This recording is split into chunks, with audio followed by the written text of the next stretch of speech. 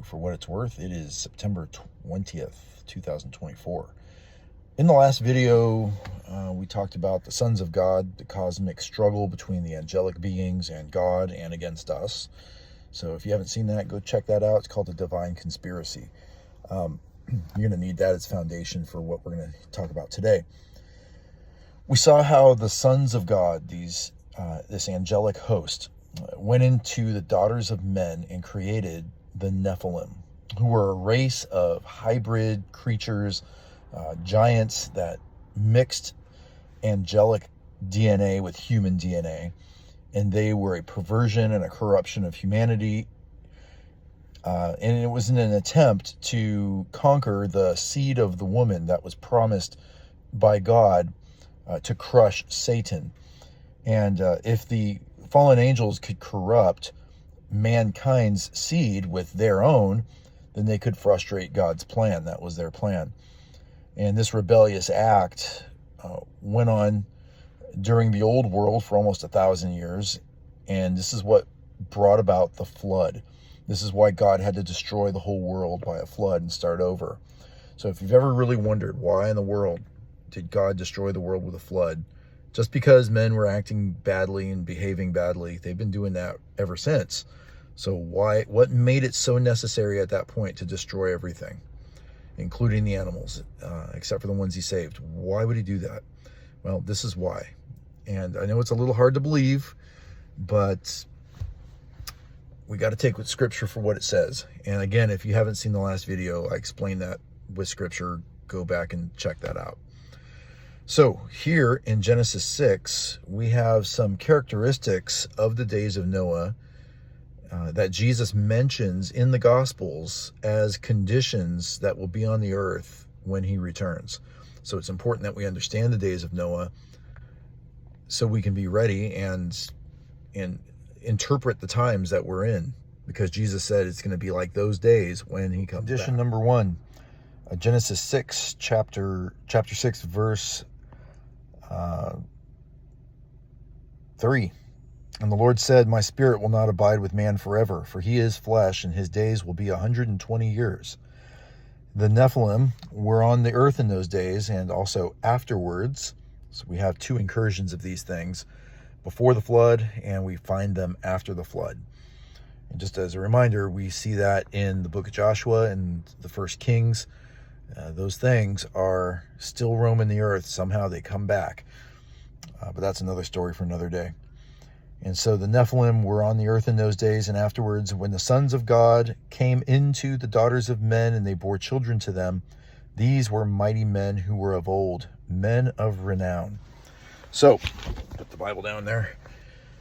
The first incursion of the fallen angels begins here in chapter 6, and these angelic beings pervert the human race and take on bodily form, and they are called the Nephilim, or the giants. In the King James Bible, they call it the giants. This text calls them the mighty men of old, men of renown.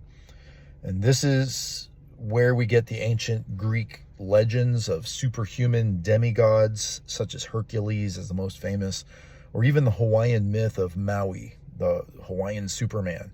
They made a whole movie, cartoon about this guy in Disney's Moana. And all of the cultures have something like this that go all the way back in the ancient times. And these legends don't just come out of a vacuum. They don't just come out of human imagination. They come from this text of Scripture, from this actual historical event. And these are the basis of our modern comic books as well, of superheroes. Okay, superhumans who are different than the rest of us, who have extraordinary power, can do extraordinary things. And the days of Noah were characterized by these creatures being on the earth and terrorizing humanity. And something similar will repeat itself in the end. I'm not saying that we're going to have 20-foot giants walking around. I don't know. Probably not, but something similar will happen in the end. And I find it interesting that in 1947, the year before Israel became a nation in 1948, A lot of things happen within that time frame, and I think it's because it is the kickoff to the end of the days. Israel is at the center of God's prophetic time clock, as we will continue to see as we go forward in the story here. But in 1947, you have the Roswell, New Mexico incident that the government, of course, being as truthful and as transparent as they always are, told us it was a weather balloon. All right. But that was the first time that UFOs and aliens, that kind of thing, got into the American conscience. Since then, stories of UFO sightings, mass sightings, abductions, all that kind of stuff, as well as encounters with cryptids, that has exploded since that time. And of course, the government and the media has conditioned us to believe that everybody who sees these things or claims that have had an experience with these things are all kooks and nutballs. But today in mainstream media, the government is slowly disclosing the legitimacy of these creatures being seen by fighter pilots and even military officials. In July of last year, 2023, they testified in Congress that they have recovered non-human biologics. I don't believe in aliens, and I don't think that but I will say that this phenomenon is real, that the things that people are seeing, and from a biblical worldview, they must be angelic beings that have violated our space, and they are incredibly technologically savvy, and they always have been. If you've ever watched Ancient Aliens on the History Channel, what they're really talking about is the technology that the fallen angels have shared with mankind through their pagan worship of these things, and they revered them as gods in the old days. And that's all that really is. In our modern, sophisticated, technological era, we don't want to believe that these things were true, or that they are possibly even true today. Also in 1957, a Turkish Air Force pilot spotted a boat-shaped formation in the Agri province of the area of Mount Ararat in Turkey. And it's never been confirmed to be Noah's Ark by modern science and scientists. Of course, the modern leaders in science would never research and confirm such a thing, because it would blow away all of the presuppositions that they hold for evolution. So don't expect the news media to ever give you headlines that Noah's Ark was found. It'll always be skeptical. It'll always be suspect to them. However, in recent days, geologists have used modern ground-penetrating radar to examine the site, and they discovered under the ground that there is a hull like a boat shape, and that there are multiple 90-degree and right angles and parallel lines below the surface that would indicate that there are chambers in this formation that are man-made, which is something you would not expect to see in a natural geologic formation that they say, it's just part of the mud flow. But the mud keeps flowing, but this thing keeps staying there, and keeps a shape that is absolutely points to being man-made. And this boat formation is claimed to be the exact length of the ark given in the Bible, which is about 150 meters or 300 royal Egyptian cubits in biblical terms, because that's the way Moses would have recorded it in Genesis. So I think that this discovery is actually a gift from God as a witness to mankind that we are in the days of Noah. So that's the first one. The second condition that we see here in the text that characterizes the days of Noah is that the thoughts of men were only evil continually. In verse 5. There was such moral degradation and perversion in the minds of men at that time that nothing was sacred. Everything was perverted. And I don't think I need to really labor the point that today's morality is very similar. The Western world's wholesale plunge into the perverted alphabet rainbow plus agenda, as well as the breakdown of the family and all the pedo sickos in the government and just your everyday rank and file person.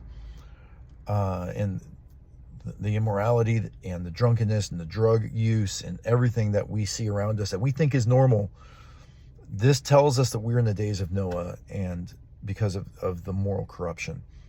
Now, the third condition that it tells us here in the Bible, and it says here in verse 11, now the earth was corrupt in God's sight, and the earth was filled with violence. And God saw that the earth, behold, it was corrupt, and all flesh had corrupted their way on the earth. All right, so the next one is that all flesh has been corrupted. Now, this is, of course, moral corruption, but it's not just moral corruption. It's that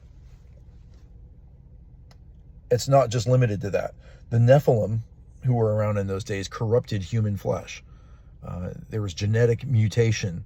And I would also say that it wasn't just limited to human flesh, but also to the animal's flesh.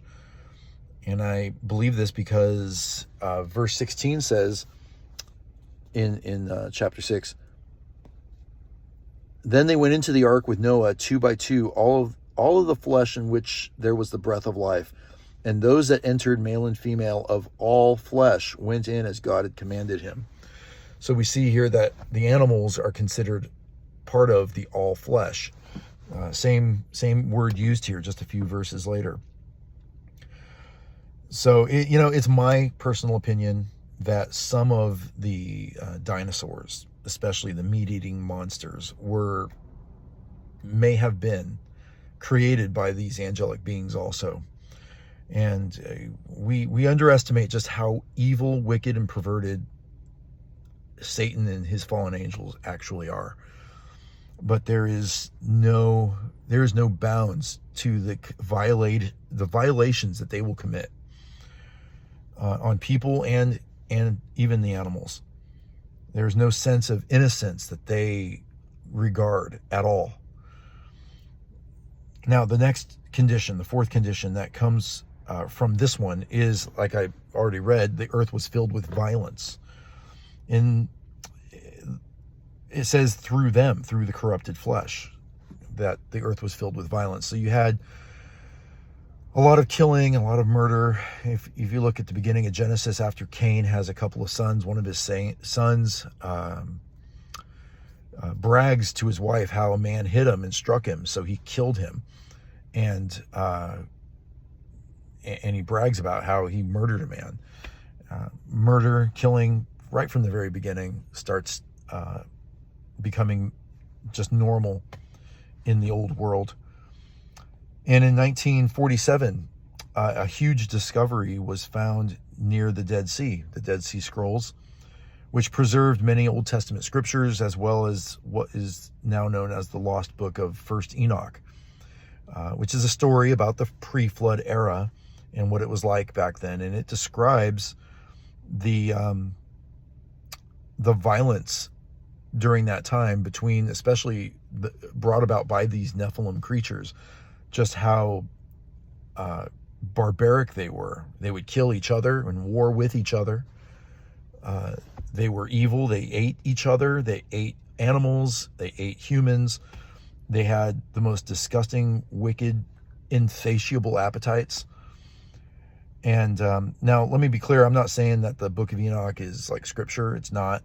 It's sometimes disagrees with Scripture, especially when it comes to doctrine. But I would say, however, it does hold some credibility, since it is quoted by Jude, the brother of Jesus, in the book of Jude. And many of its tales do seem to coincide with the Genesis 6 account and seem to back it up pretty good. So I'm telling you, if you can get a hold of the Book of Enoch just for some extracurricular reading, or listen to the audio version, it is fascinating, and it's better than anything that you'd watch in a movie. I guarantee you. They should make a movie about it, because it would make a great movie. All right, so today we are in the days of Noah. We are filled with violence in this culture, in this world. In fact, in the last 100 years, more than 231 million people have been killed in just war, which is more than any other era in history. And since World War II, we have now the capacity to wipe out whole cities, whole regions with nuclear weapons. And if you look at what the Revelation says, that in the last few years before Christ's return, a quarter of the world is killed before the middle of the tribulation. And then about a third of the remainder of the world is killed afterwards. So there's a lot of killing and a lot of death, and that's going to lead up to the return of Christ. So we are living in dangerous times, and it'll only get worse. Now, lastly, Jesus talks about the fifth characteristic of the days of Noah that are not mentioned specifically here in Genesis 6, but it's heavily implied. Let's go look at Matthew. Jesus says in Matthew 24, verse 4, Jesus answered and said, "See that no one leads you astray." Okay, so we got deception we need to be careful of, number one. "For many will come and say, I am the Christ, and will lead many astray. And you will hear of wars and rumors of wars." Okay, look, we're in the most dangerous time. Like I just said, the violence is filling the earth, and Jesus testifies to this. "A nation will rise against nation and kingdom against kingdom, and there will be famines and earthquakes in various places. All these are the beginning of birth pangs." So we're given a warning. This is what you can expect before the end begins, is that's the way things are going to be on the earth. Then he goes on to say, verse 34, "Heaven and earth will pass away, but my words will not pass away. But concerning that day and hour, no one knows, not even the angels of heaven, nor the Son, but the Father only. For as were the days of Noah, so will be the coming of the Son of Man. For as it was in those days before the flood, they were eating and drinking, marrying and giving in marriage, until the day that Noah entered the ark. And they were unaware." That's the key. "They were unaware until the flood came and swept them all away. So will be the coming of the Son of Man. When two men will be in the field, one will be taken, the other left. Two women will be grinding at the mill, one will be taken, the other left. Therefore, stay awake, for you do not know on what day your Lord is coming." So what Jesus is telling us here is that the next characteristic of the days of Noah was that these people were unaware. They were oblivious to the coming judgment that was just looming right over them. They were eating, drinking, marrying. There's nothing wrong with those things, of course. But like everything was going to carry on just like it had been before. Jesus told multiple parables about this and even warned that the church would be asleep for the most part. Peter and Jude both write about the fact that scoffers will be in the last days, making fun of people like myself who are trying to wake others up to this coming reality. So that's what we see. And I'm not going to get into the no one knows the day or the hour at this point. We'll talk about that in a little while. But in conclusion here, are we in the days of Noah? I think so. I guess things could get worse. They are going to get worse. The days of Noah were probably much worse than they are now. So, but that's what we can look forward to in the coming years. More violence, more moral degradation, more bizarre supernatural activity, more deception, more apathy towards all of it. So where are you in all of this? Are you caught up in this moral breakdown of the current age? I think we've all been caught up at some point in the immorality in some level or another, or we're numb to it. It doesn't bother us. Are you asleep, totally unaware of what's going on in this world? You know, don't expect the news media to let you know that the tribulation is coming. Don't expect there to be headlines that Bible prophecy is coming to pass. Okay, you'll need to have a biblical worldview and a rightly informed eschatology, so you'll recognize these things when they happen around you. I mean, how many are watching this right now and had no idea that Noah's Ark had been discovered? Yeah, no idea. You know, there were huge earthquakes this year, last year in Turkey, where 20,000 or more people were killed. And these things are becoming more and more frequent. The wars that we're in right now, like we're almost at the brink of World War III, and I believe it is going to develop into World War III, no matter who becomes president in the United States. It's going to blows between nations and kingdoms. And now this will be the third time this has happened on a world scale. Do you think this is normal, or are you just okay? No big deal. Just go on with life. That's how many of us are. We're just glibly going through life, not recognizing any of this. Okay? Don't trust your mainstream media to tell you the truth about any of this. They're the biggest liars and deceivers, and they will be used to propagate the great delusion that will come upon the world. And so I'll close with this that Paul said in 2 Thessalonians 2:9. Even him, that's speaking of the Antichrist, the beast, the man of sin, whose coming is after the work of Satan, with all power and signs and lying wonders, and with all deceivableness and unrighteousness in them that perish, because they receive not the love of the truth, that they might be saved. And for this cause God will send them strong delusion, that they will believe a lie, that they all might be damned who believe not the truth, but had pleasure in unrighteousness. Let's wake up and stay awake, folks. Let's be alert. Let's not be too attached to this world, because it's going to come crashing down, and a new world is going to emerge under Christ's headship. And that's the kingdom that we want to be invested in. All right. God bless you, and we'll see you on the next one.